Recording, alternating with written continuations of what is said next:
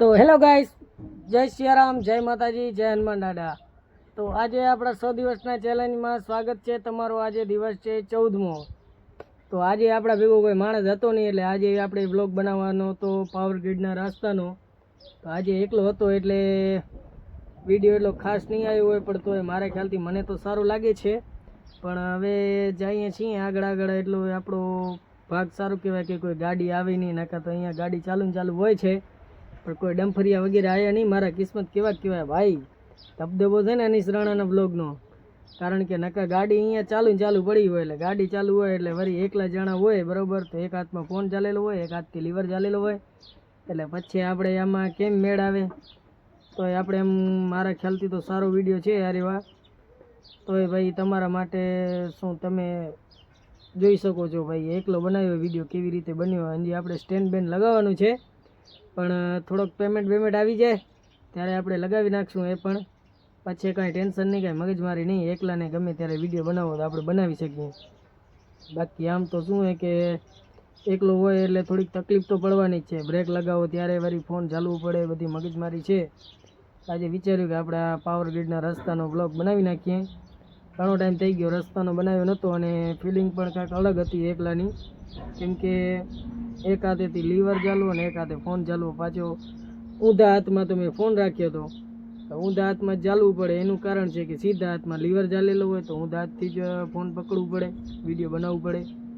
બાકી તો અવરો હાથમાં કોઈ મેળ આવે જ નહીં, નકા તો જે આપણો સીધો હાથ હોય એનાથી આપણે કમ્પ્લીટ વિડીયો બની જાય.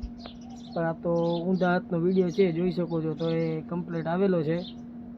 આરામથી પાછી બાઇક આકળવી પડે ને ભાઈ, તો એ કેટલી 60-60ની સ્પીડ છે આપણી.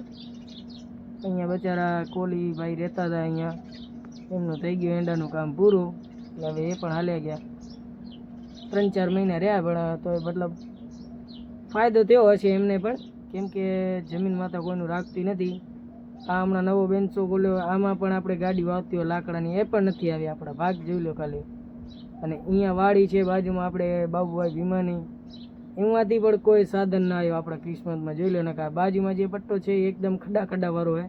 આ એક પ્લેન પટ્ટો મસ્ત છે. આજે સિક્યોરિટી ગાર્ડ વાળાને કહી દીધું આપણે, ઘરેથી જ કહી દીધું, હટી જાજો ભાઈ, હટી જાજો. હટી તો ગયા, એટલું સારું કહેવાય. નકા વળી અત્યારે ક્યાંક સવારના મને લાગતું હતું આજ તો બાઇક ઠોકાઈ જાય ગેટમાં, પણ એટલો સારો થયો. કારણ કે આપણે વિડીયો બનાવ્યો નથી આવી રીતે, એટલે આજ પહેલી વખત બનાવ્યો એકલાએ.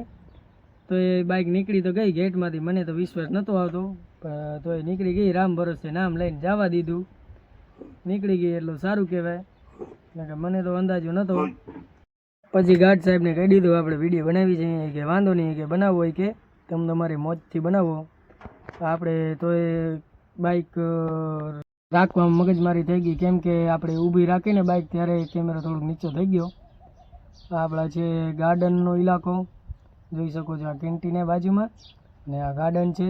આ વળી થોડોક અડધો વિડીયો ઉતાર્યો, કેમ કે અમારા રસિકભાઈ હતા ને, આપણો બ્લોગ જોવે છે ને, જોઈ શકો છો.